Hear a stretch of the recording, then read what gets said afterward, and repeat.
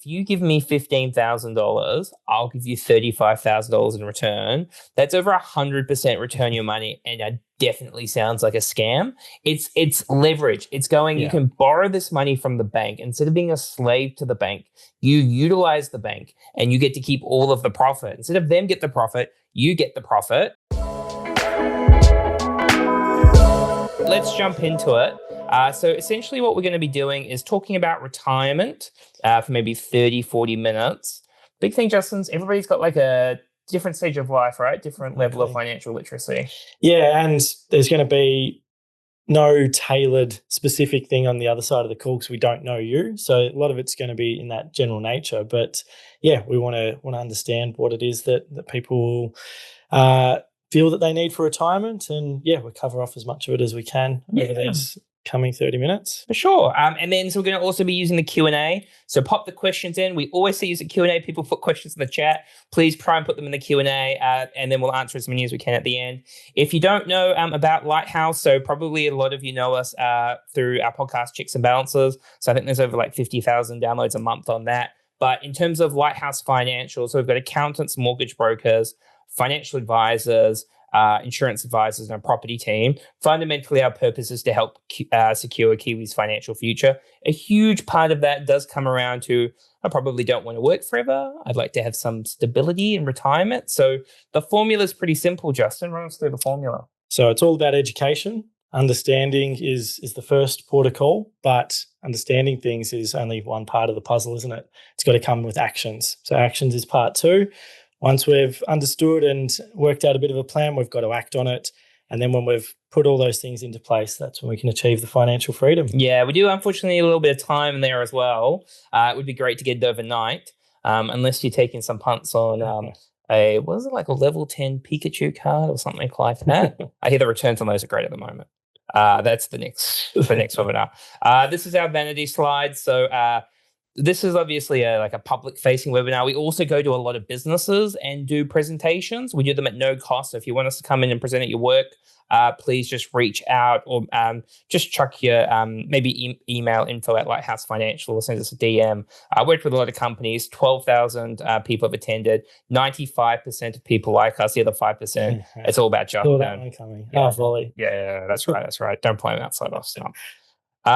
Like Justin said, we don't know your situations. Everybody's at different stages. Sometimes you get these things and being like, you guys are talking too much about paying off mortgages. You're talking about too much about investment property or too much about investing in shares. We're going to hit on a lot of things. If you want to talk about your own situation, you might have a specific question. If you put in the chat and go, I am 51, here is my income, here's my expenses, what is the right strategy for me? Just book like a 30-minute chat to talk to a financial advisor. We won't charge you anything for initial discussion. We can talk through where the plan's right for you. We might just give you some tips on where to go. So I'll pop a link in there, but we cannot give personalized advice. Otherwise, I will lose my license. And we don't want that, Justin. We definitely don't. So we've got some stats there on the screen. So as you can see there, 64% of Kiwis are worried about not having enough for retirement. That's probably an underrepresentation too. It's going to be perception based. People might not realize what they need and think it's going to be okay. I've seen that far too many times as well, meeting people closer to retirement age who have thought everything was going to be fine and it was too late to act. So yeah, 64 might even come off the screen as a really high percentage there, but from an actual seeing people in their late 50s and 60s realizing that, oh, wow, maybe I do have to do something now, and the runway's gotten a lot smaller. And also up there is the median KiwiSaver balance for those aged between 46 and 55. So just over 50K is what they've got in their KiwiSaver balance. And as we'll go into a bit more detail later on, you'll see that we're going to need a lot more than that balance there for retirement, aren't we? Yeah, the technical analysis is sweet F all in terms of being able to set yourself up for retirement. This number's terrifying. So if you want 100 grand a year in retirement and you don't want to depend on New Zealand superannuation with a 4% return, inflation adjusted, because costs will go up, you need $1.8 million to be able to get an income of $100,000 a year in retirement. Justin, that stat is it's a huge number. I don't know about you. I haven't got 1.8 million bucks on me. Neither. So I guess the thing is how do we solve for that? Yeah. Yeah. And the answer is like really simple is you opposed to going, I can't do this, which like there's just this, I don't want to bang on about the culture around like things are too hard, life is too hard. Like obviously cost of living crisis and that all goes through waves which we're experiencing at the moment. But the big thing I'd say generally is if you say you can't achieve something, you're going to be right. Like I promise you won't achieve it if you don't think it's possible for sure. But instead of going like, okay, I need $1.8 million, or you might not need $1.8 million, you want like 50 grand a year in retirement, whatever the number is.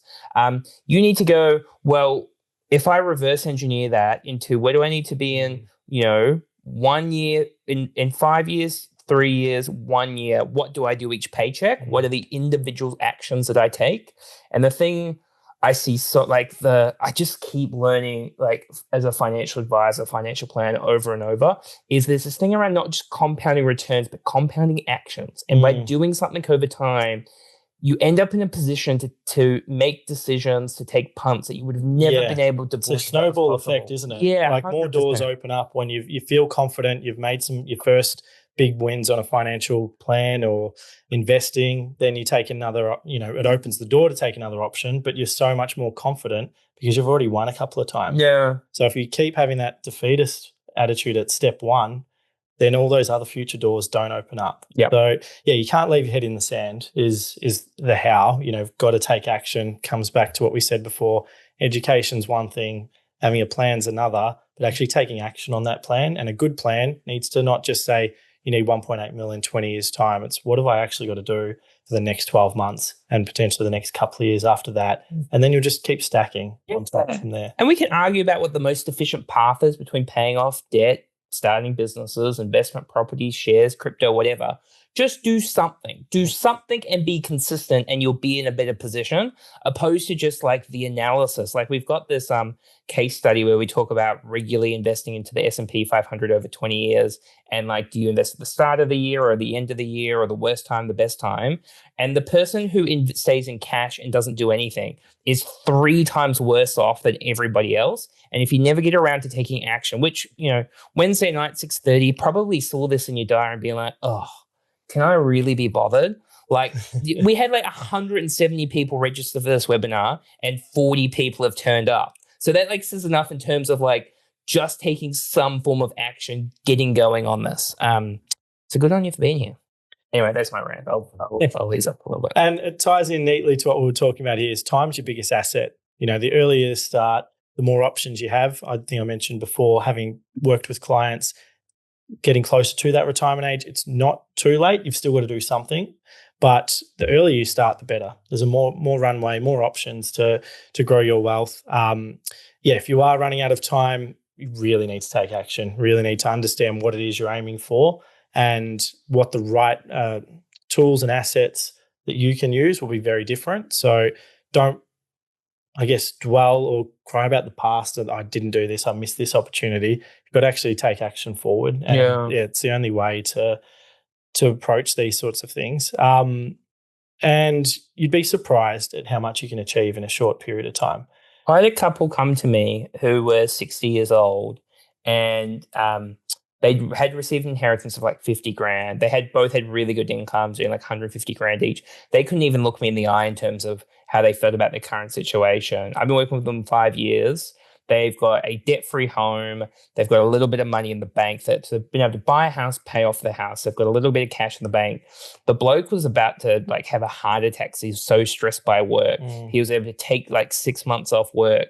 And, yes, the income helps, but I think there is a big risk that people go, I've just left it too late. I'm just going to work forever and not think about this. But you can do a lot. It starts with understanding, having a bit of a plan and taking that first step. That's always the hardest, is owning up to knowing I need to do something and then actually going ahead and seeing what that plan is and actually building it. But time's one thing. We need to actually understand what your retirement needs to look like. And that's going to be different for every single person that's out there because we're all individuals. We're all going to want to do different things. What I'm hearing and seeing with a lot of clients now is people want flexibility. For some people that are maybe in their 30s or 40s, they don't know a definite date they want to stop work, but they want to have options to be able to work with choice. And that's sort of another thing. It's almost like that pre-retirement. Mm. It's being able to know when you can get off the treadmill of your current super stressful, busy life and understanding, well, if I scale back at this point, what could that look like? So yeah, that's a really common one that we're starting to see a lot more is want to maintain the current lifestyle, but not have to maintain the same income level. We need for retirement is obviously some sort of passive income to pay us so we can maintain that lifestyle. So we've got to make sure we're building up, the nest egg up to a level that we need. Mentioned before that 1.8 might be 1.2 for any individual out there. Goals around travel are really common when it comes to retirement. We work pretty hard the time to actually get away and enjoy some of those big trips, or if you're like us and you've got some little ones that long haul flights are probably not on the Just Fiji horizon. Fiji's expensive now. I know Fiji's always, but it's just so much more expensive. Yeah, so then not just the cost side of it, it's then the time side of it. You free up that time maybe in 10, 20 years' time when the kids aren't on that trip and you've scaled back on work, so you're able to take 3-6 months off. We need to factor those things into a retirement plan.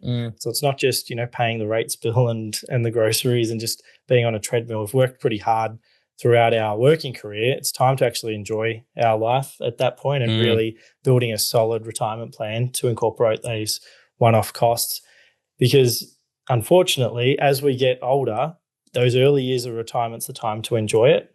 Once we're 80, 90, 100, it's going to be a lot harder to take those big one-off once in a lifetime. Get the Zimmer frames on the plane. So yeah, they're sort of the big things that I would say is understanding what it is to get off the treadmill, what you might need for big one-off costs in retirement, things like travel, or it might be helping out family onto tertiary studies or deposits for properties. All those sorts of things need to be factored in when we're just talking to what we need to build up in retirement. Yeah, if you just stop sharing the slides for a second, Ravi, I just want to talk about this a little bit more because we had this couple in the boardroom today and they were like super switched on. They were very ambitious. They'd gone and done all this cool stuff and they had these goals and they wanted a passive income of 250 grand 10 years time. I was like, why? You guys spend 150 grand now. Why do you want 250 grand? They wanted to help their kids. I'm like, what does that mean? When do you want to be able to help them? And these are like really like high performing people in their careers and like going after it. And I think the detail, and it can change, but the detail of like, where do I want to live in the future? When do I want to be able to retire? Because if you decide you want to retire earlier, what does that mean? You're going to have to sacrifice more now. But hold up, you're not going to be any younger than you are now. You're not going to be able to enjoy these things potentially as much as you're going to be able to enjoy them now. So do you want to run really fast to financial freedom, or are you happy to work longer and enjoy yourself more as you want to go? If you want to be able to help your kids, what does it look like? What does it actually, because that's the thing that really stood out today as well, was for some people that's X amount that we want at this age, but for some people it's time.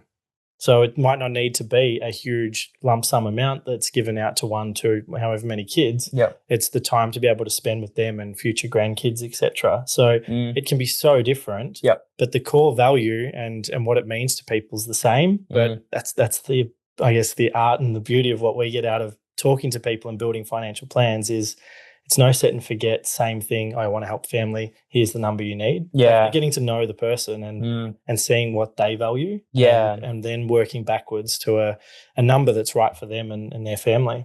So you need to know the goals that you're working towards. And then you notice I didn't talk about buying a property. I didn't talk about buying shares. Like then you can have the conversation about what is the most efficient asset to achieve your goals. What I would say would be a really bad idea is saying something like, I don't want shares because they're not tangible, or investment property is bad, or I don't like debt. My big, strong encouragement for you is understand the goals you are trying to do, then regardless of what tool you end up using, understand how all the tools work, the pros and cons of each, opposed to just like blindly dismissing them and then go, well, if I did use this one over this one, does that help me get to this over this way? Like start to break it down opposed to just like that really like superficial, like no detail, understand how these things start to work. We do have a case study that we'll talk you through.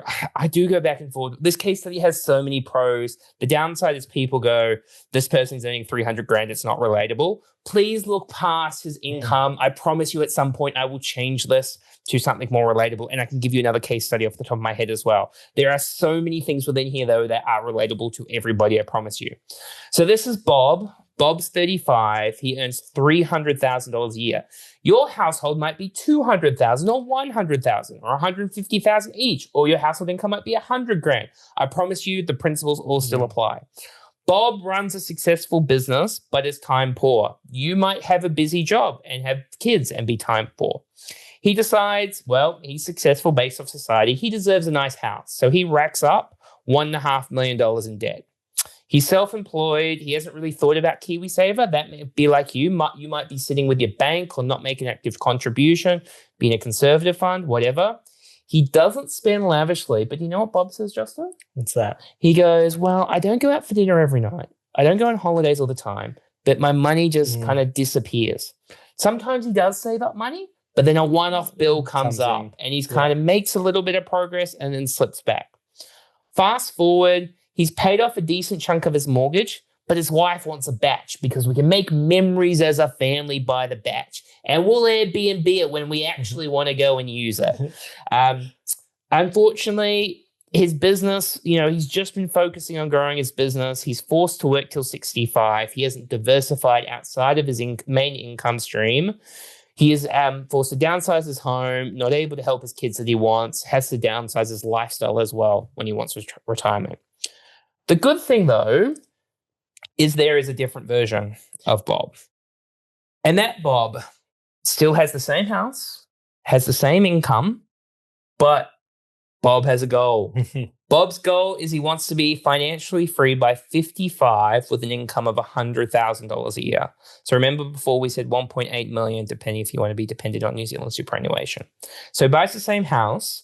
Bob has a budget, though, and he goes, my family's going to live off $90,000 a year. So he works with his mortgage broker and they break into annual bite-sized chunks. How am I going to clear this mortgage off much faster?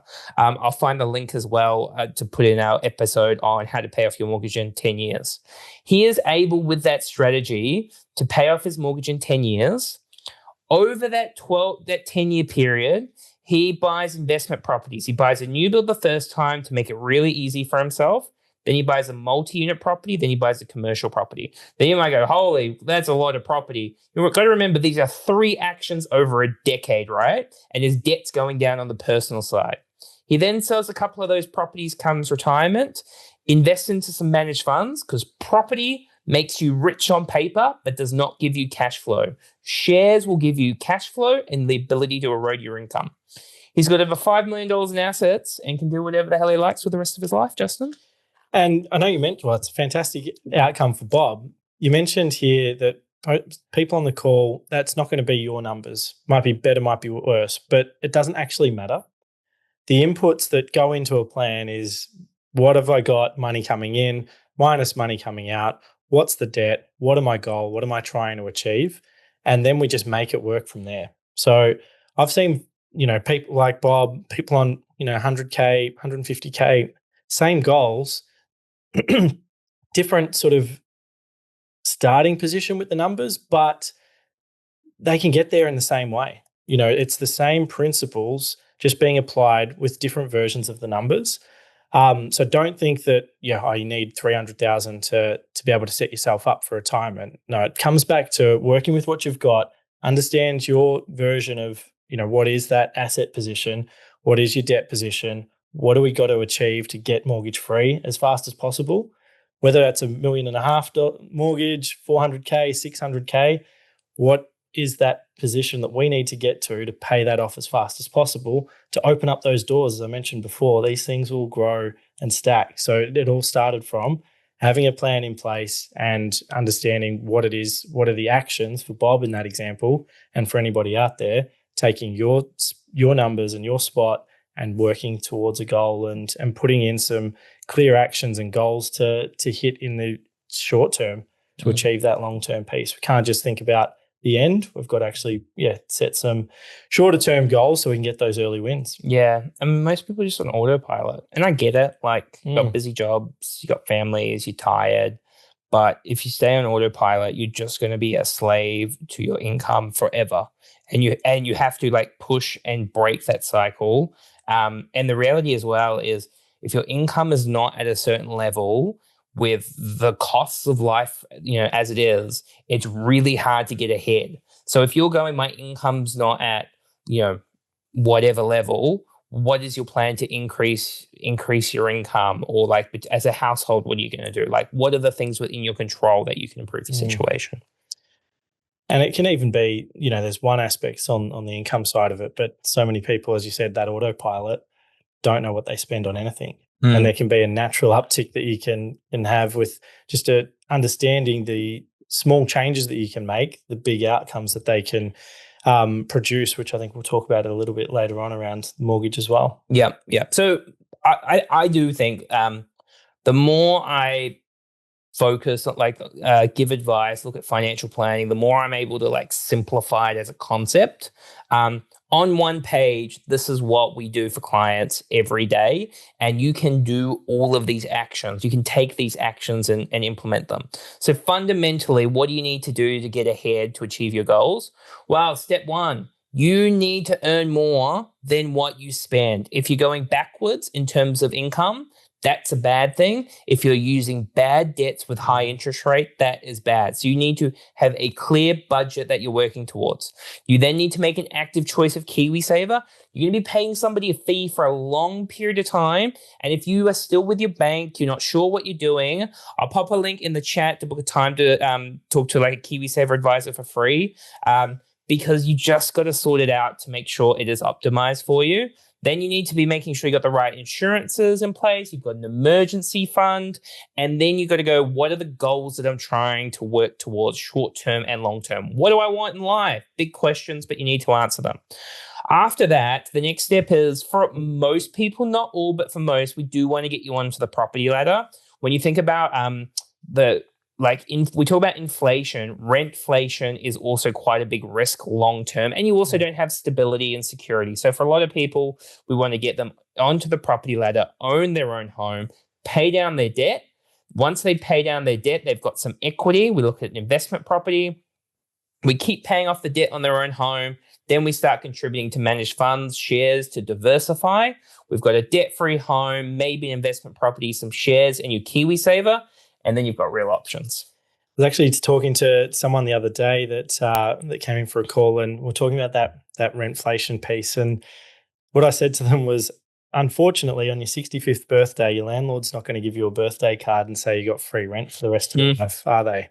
So getting mortgage free, by 65 at least gets you that. But actually, we want to get there much, much sooner so we can actually build our funds up. So yeah, for that person, it almost became two scenarios of how big the nest egg needs to be to keep up with rent going up and keeping the roof over your head throughout retirement when, we're going to stop working.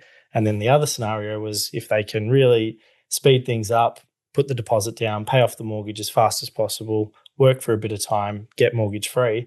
And it was astronomical in terms of the difference between what they needed between retiring as a mortgage-free 65-year-old or retiring while they're renting. Yeah, and obviously everybody's situation is unique. There are plans we do when we're like, actually, you should rent, you shouldn't own a home, you shouldn't buy an investment property, you should invest in shares or whatever. Like, it does depend on your situation, but these are really good general principles to apply. Yeah. Now, Justin, a big question is, all right, that's all great, but actually, what is my number? How much money do I need to retire? Yeah, and these are the questions we ask people because it's not a specific number. The amount of articles that will write, here's what a Kiwi needs to retire on a comfortable retirement. Well, has it actually talked to you about when you'll retire?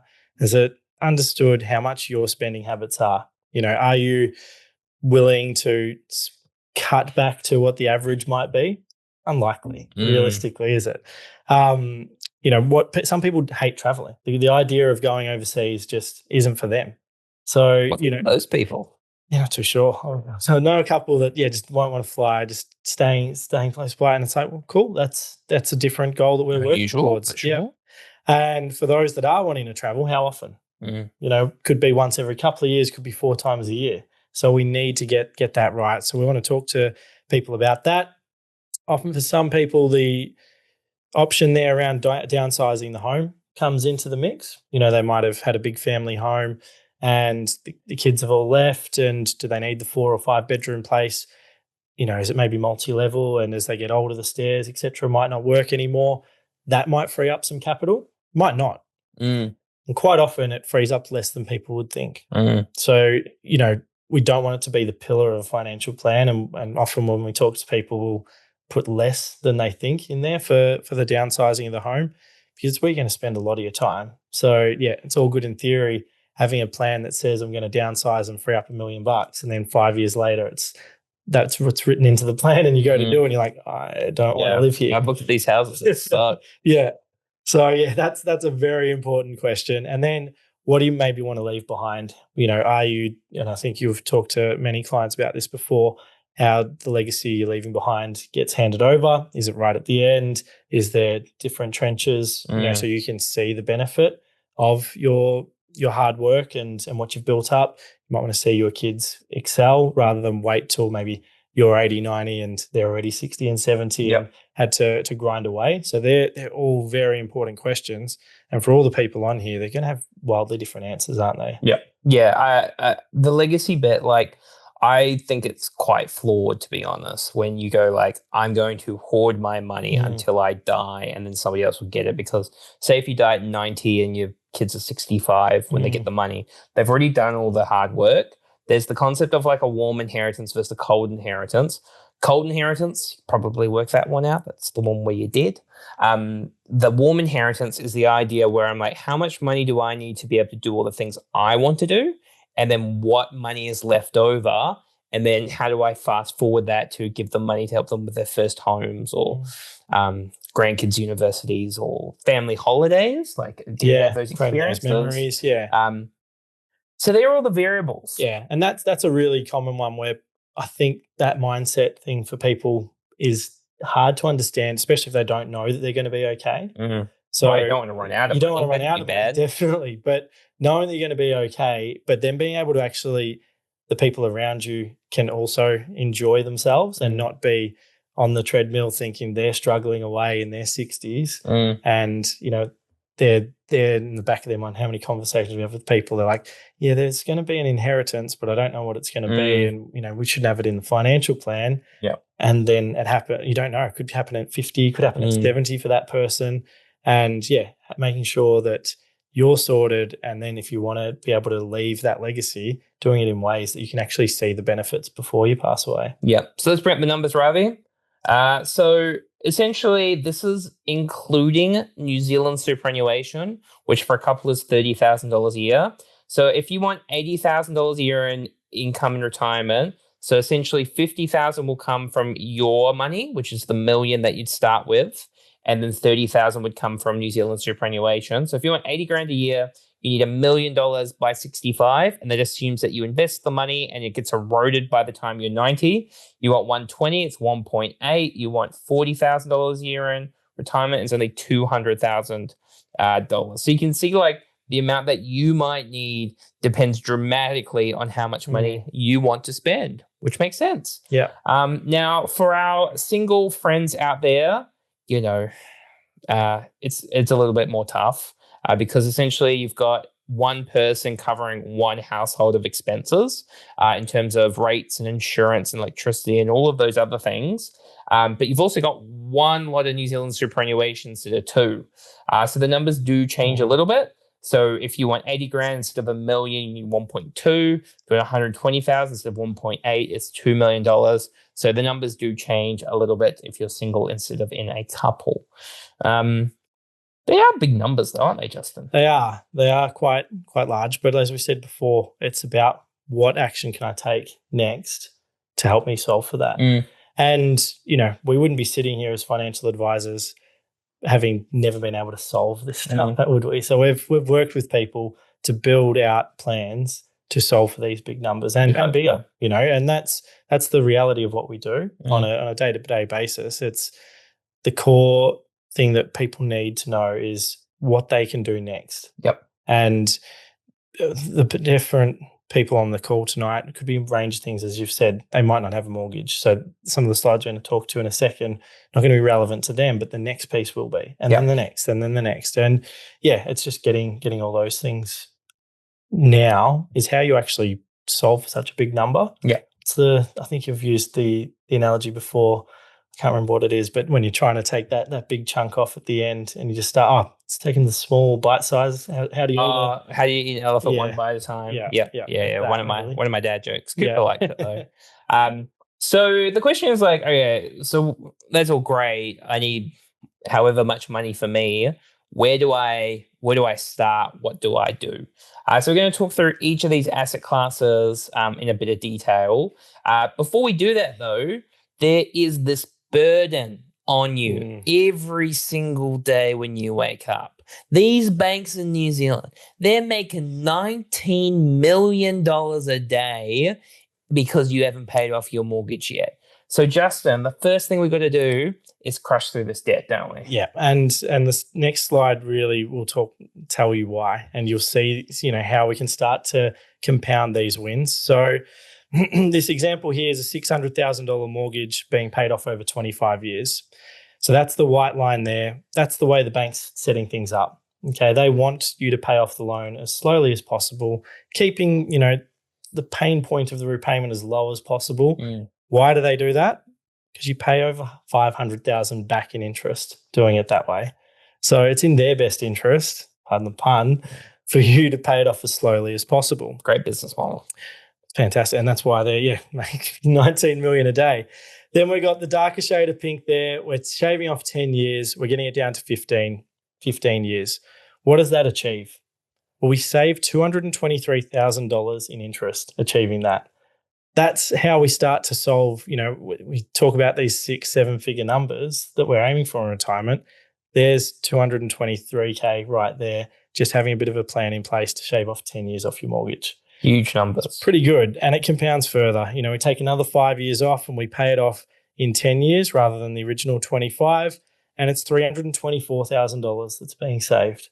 These are the actions that people can take in the here and now if you've got a mortgage.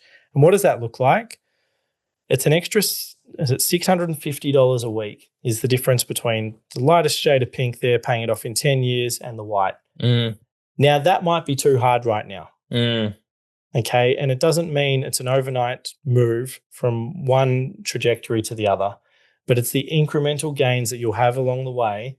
Paying down chunks of debt will get you to these positions. Some people are also coming off 6s and 7s on the interest rates, fixing now into the 4s, maybe fit into the 3s in the future. These are incremental wins that you can put towards paying off your debt faster. Yeah. If you just keep those repayments at the same level, it'll make such a big difference. And when you get a bit of a pay rise, make those additional repayments. When the kids stop going to daycare or whatever it is, you throw that towards the mortgage. And then you gamify it as well is probably the biggest thing I would say. Instead of going, let's pay off $600,000. Let's try and pay off $20,000 this year. Exactly. Let's focus on creating a $20,000 revolving credit or offset. And we're going to gamify and knock through that. Yeah. And then you just build on it, build on it, and build on it. And this huge chunk of the loan, you'll actually keep the repayments at the same level and you're paying more and more principal and less interest. And you've got it's sort of human nature with things. When things get easier, right? Some of these boring costs that we don't really want to be spending, like a 7% interest rate, go away, or the daycare goes away. If you don't have an actual plan to work towards, you'll spend it somewhere else. Yeah. See, that's so many times. Before the interest rates rose and people were on the 2s and 3s, they weren't making the financial progress they should have on their mortgage then. So what's going to happen? Years and Rolex. Exactly. They'll actually top the loan up more.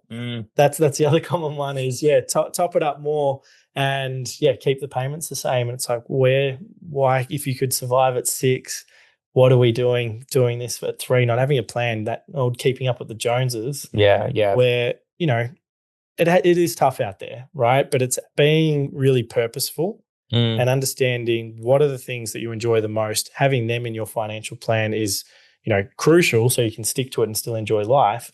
but doing it in a purposeful way to know how you can get this big burden of a mortgage gone as fast as possible. Yeah. But so that's the mortgage stuff. Let's jump on to the next component. So, like, obviously, the big thing here is it's not just the fact you've paid off your mortgage, but you've got all this cash that you can then start to regularly contribute to a managed fund. And if we're building that up over time, the first scenario, we're debt free. The second scenario, you've had 10 years to start to regularly invest, and inflation adjusted, you've got $700,000 more come retirement. That is a perfect way where instead of going, where am I going to find $2 million? You go, I'm focusing on this very small incremental step, which has made this huge impact over time. Yeah. And then ties in to what you're saying here, and I mentioned to that client I spoke to earlier around renting in retirement versus getting mortgage free. And we sort of call it the sprint. It's paying off your mortgage as fast as we can. So then when we have those final years of our working lives, we're able to just mimic what we've been doing with a mortgage and regularly contribute into that managed fund. And that's the piece that those small bites now are starting to get bigger bites because we've done that first action. We've got rid of the mortgage. Yeah. And you might not be able to do $4,000 a month, right? A fortnight, right? That's I mean, they're a pretty chunky amount. You might be able to do $2,000 per fortnight and hold an investment property, and that might still get you to the $2 million by age 65, or you might just do the $2,000 that gets you to $1 million by 65. There's lots of different ways this can play out. One thing I would say is some people, when they've paid off the mortgage, they take the foot off the gas, but you got to keep, unfortunately, I know it sucks, but keep the foot down to actually, you don't just need a box to live in when you retire, you need cash flow. And another door that gets opened up when you pay down debt is you open up equity in your home. So what is equity? Well, it's the difference between what you owe to the bank and the value of your property. It's the amount of the house you actually own. But the beauty of that is you can actually use that to grow wealth. So you can put it down as a deposit for another property, which is where property can come into the mix as being the right thing for some people. Might not be for all, but it allows you to start investing while you're still focusing on paying down debt. Because if we've got cash to, surplus funds, we want to be paying down debt. Then we'll get to putting the funds into the managed fund side of things. But here we can do the two at the same time. We've got the debt to a manageable level. We've built up this equity. Let's now use that equity as a deposit for another property. Yeah. I think the percentages on how much property goes up by doesn't outweigh managed funds in the share market, but it's the fact that 5% off a $600,000 or $700,000 asset is greater than a 10 or 12% on a $100,000 asset. Yeah, for sure. That's that key difference. And it means, as we talked about, time is really useful to building the right financial plan. So if you can start doing something sooner, then it's going to compound to be a bigger effect on what you've built up for retirement. Yeah. So the math on like investment property, say if you buy something for $700,000, it goes up 5% a year. That's $35,000 a year on average over the long-term capital gains.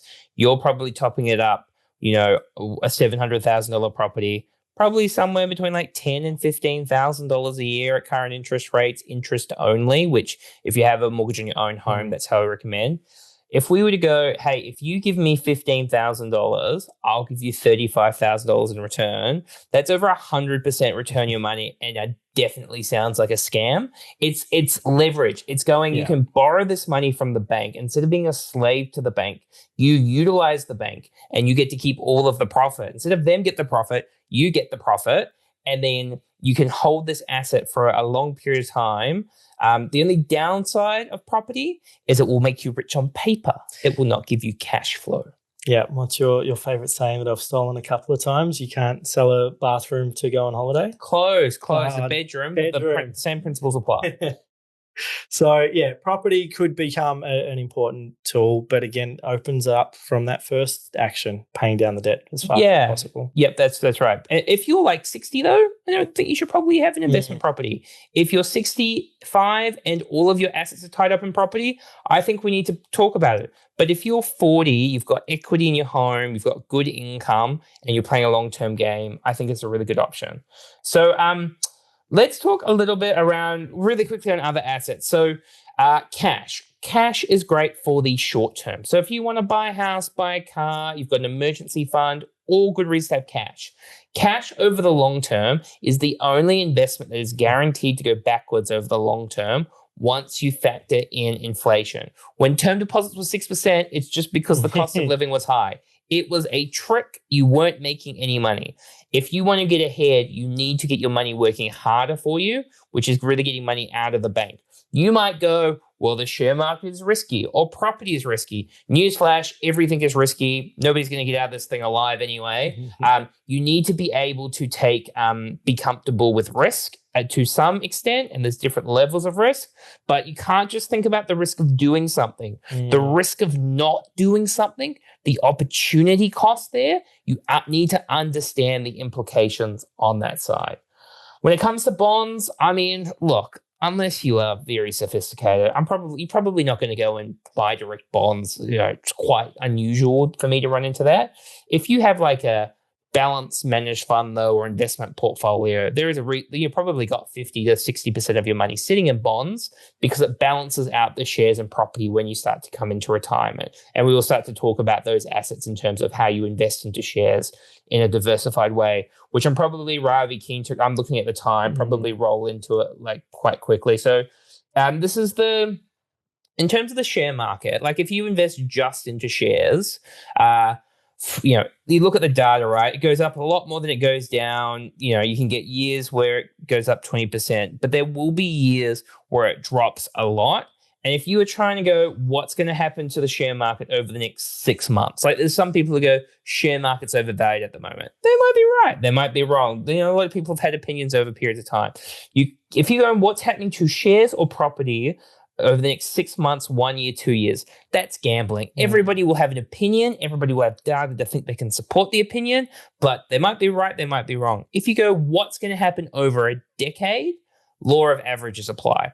Property market will do 5 to 6%. People worry about Labor's capital gains tax. Property is just inflationary. Property will go up 5 or 6% over the long term, and the share market will drop 30% at some point over the next decade. But do you know what?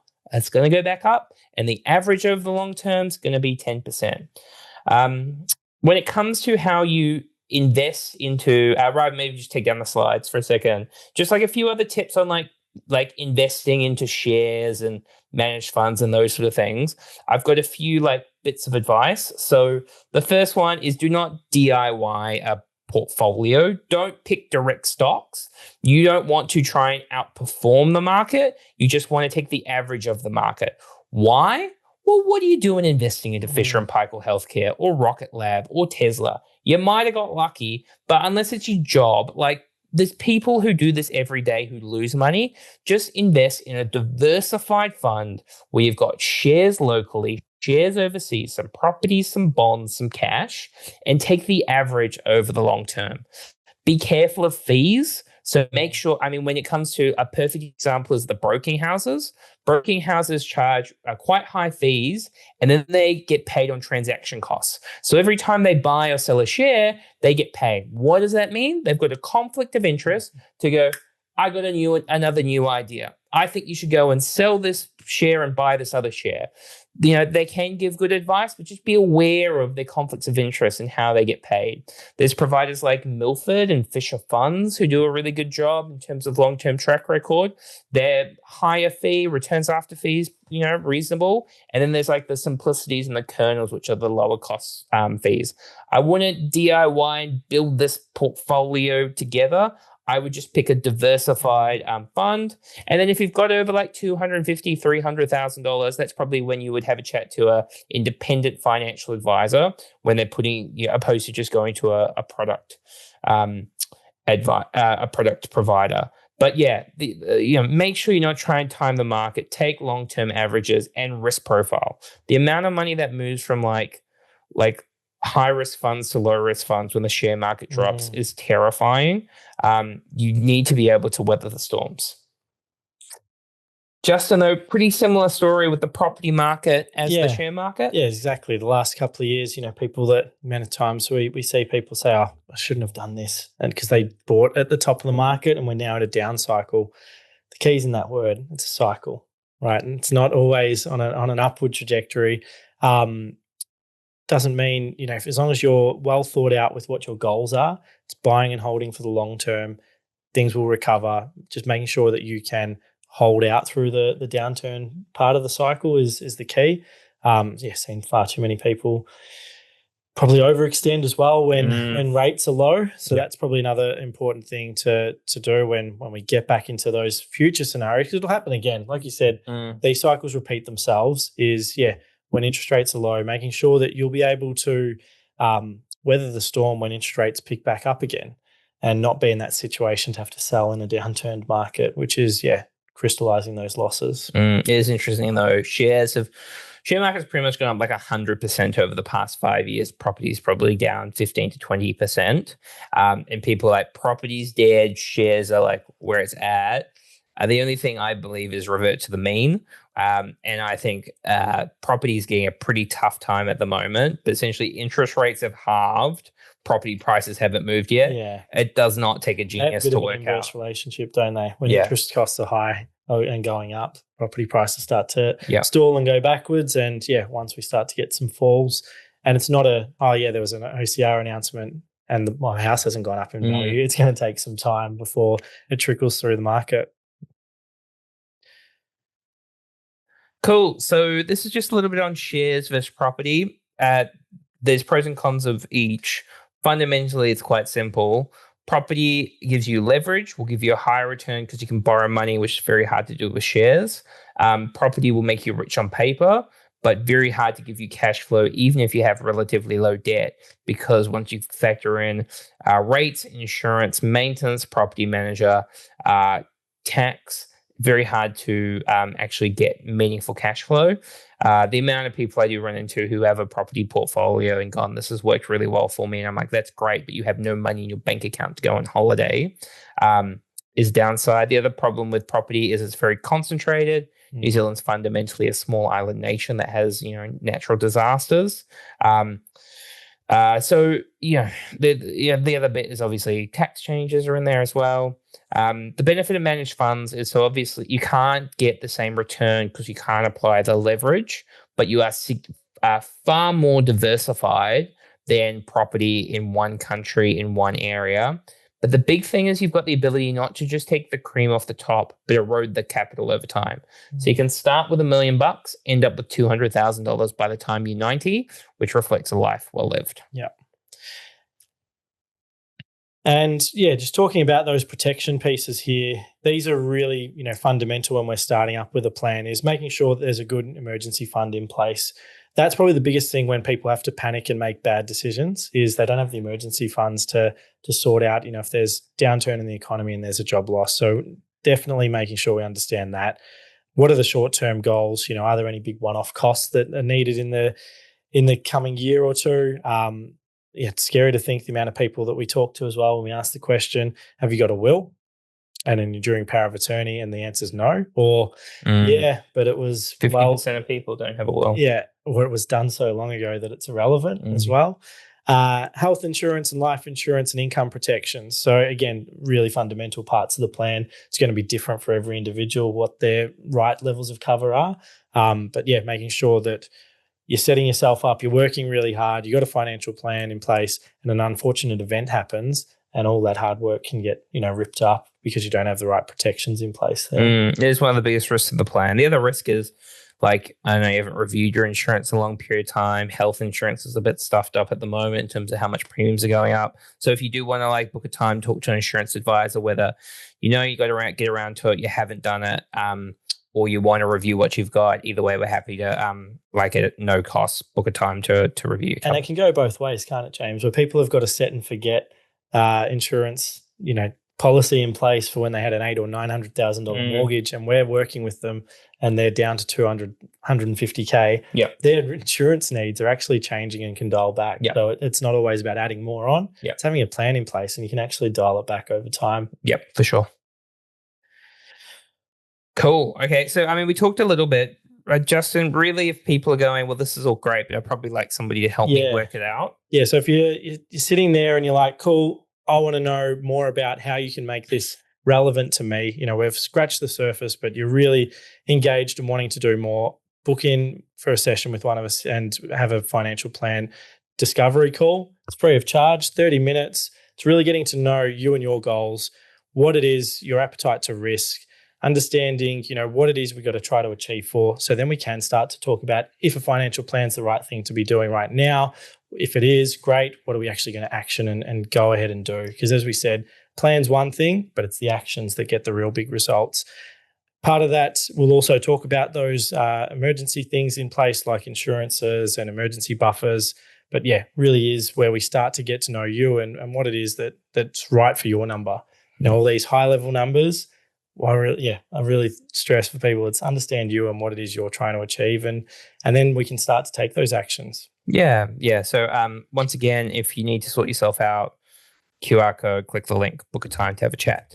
I must say, we have got no questions in the Q&A, so it's going to be a very quick Q&A unless we get some questions in. So if you have not got the answer to your question from giving up your Wednesday night, please make sure to pop it in the chat.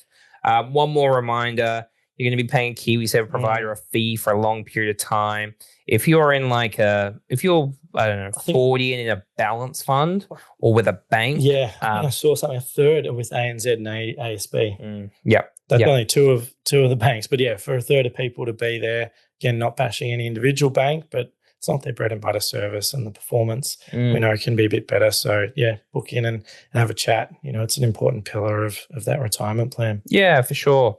And then I think we've got a plug for the essentially, so all the different arms in terms of how we can support you, and then the podcast as well. So just reminder, we've got 3 podcasts that go out a week. This episode will also this recording will also be a bonus podcast episode.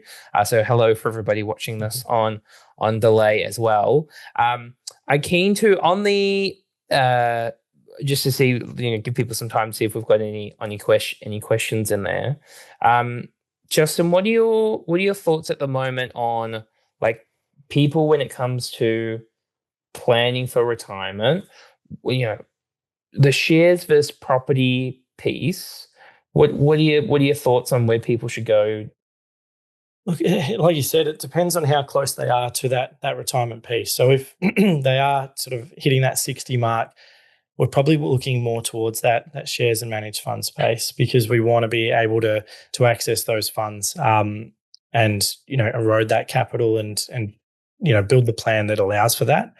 But yeah, if you've early in the space in your 30s or 40s, taking that leverage piece, because the leverage that's key, that outperforms, not the percentage gain on the property.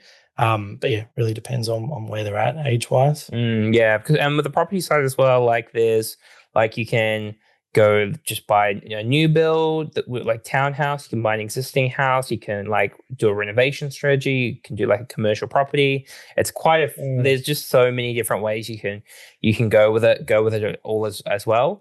And some will make more money than others, but some have more risk than others and require more time than others. So it's not one thing is necessarily just a and not all properties make a good investment property.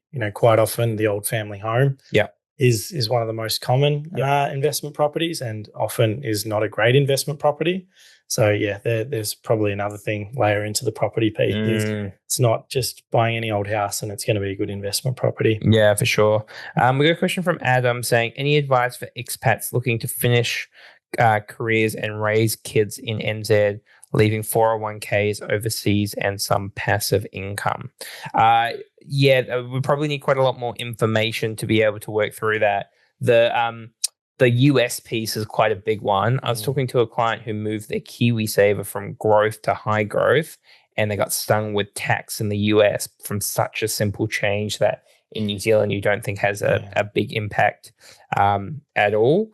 It depends with this expat situation whether you are looking to continue to work, or whether you are through US. Or whether you are whether you're looking to continue to work in New Zealand, or whether you are looking to just have some passive income from investments. If that's the case, you're going to need a relatively large, continuing to work here. I would say, Adam, to book a time, because the general blueprint is you want to be able to buy a home. You want to focus on paying down debt. Unless you want to return back to the US, then you might rent. But then you're kind of looking at shares versus property again, fundamentally. We've got a few questions a that have couple more coming popped through. up in the chat. Can you explain what managed funds are and who do you work with? What are the returns? Awesome. Thank you, Gay. That is a very good question to ask. So like a managed fund is essentially just like, instead of you picking direct shares to invest into, you are getting somebody to make those decisions on your behalf. So it's you might want to be invested in diversification is really the aim of the game there. Is going like you want to be invested into, I don't know, 1,000 companies locally and overseas. You want to be invested into lots of property businesses. You want to be invested in some bonds and some cash. So somebody will make those returns, and you can go from quite a conservative investment. So a conservative investment might do 5 or 6%, and in a GFC, a really bad year, it might drop 7, 8%. Then you might have middle of the road, which is a balanced investment. That might do 7% a year on average, but in a financial crisis, it could drop 15%.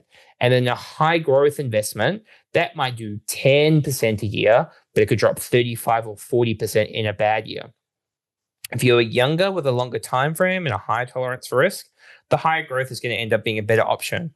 But if you're getting closer to wanting an income, you're probably going to want to be more of like a balanced investment. Ideally, if I can convince you to do it, not down the conservative end, because we won't get as high of a return. In terms of the providers, I mean, I talked about Simplicity, Milford, Fisher Funds, Kernel, Milford are all good fund providers. And then essentially what we do is we're independent advisors. So we charge you a fee, and then we'll look at all of the providers in the market and build a bespoke portfolio for you. Ooh. All right, we've got a question from Doug. What property ownership structure can protect against capital gains tax? Pretty topical. Yeah. It's not in place yet. It's the opposition's introduced the policy idea. I don't know if the details are out fully around if there is any ownership structures that could protect against it. Jeff's probably got to wait and see till a bit closer. I don't think it was mentioned, was it? I don't think they'll. I definitely think there will be. I was talking to Matt, a managing director, about it yesterday, and we did do a podcast that came out today on the capital gains tax changes. I think it came out today. I'll have to check. In summary, a structure won't save you from this. Yeah, I had a feeling.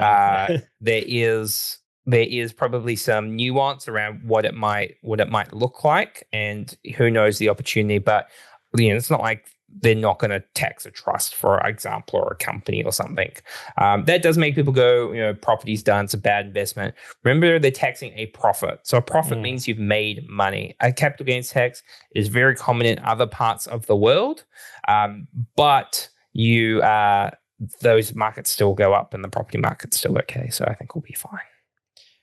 Cool. Next question here talks 400K mortgage, owned property and investment property, P&I for the home, interest only for the rental. Great work. Rental covers our home mortgage and expenses for rental. Do we continue to pay down the home mortgage, which is 140K, or invest in shares and let the rental pay off the mortgage? Yes, pay off the mortgage on your own home first. The reason is quite simple is, say you make 10% on shares and your mortgage rate's 5.5%. You're like, well, 10's more than 5.5.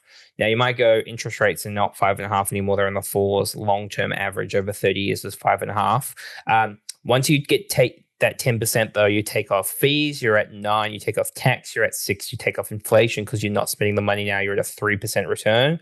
3 is less than 5.5. Clear off that debt, remove your biggest expense, then take your savings plus that rental income and invest into shares. And then there's probably a discussion as well about, should you go and buy another investment property? Cool. And we've got another one here. How can I protect my income and assets as I start building wealth? Yeah, good question, Colleen. There's a lot of different ways you could look at that in terms of how you could answer it. Obviously, income protection is one thing. If we're worried about what happens if we get sick, what happens if I get made redundant, you got to have an emergency fund.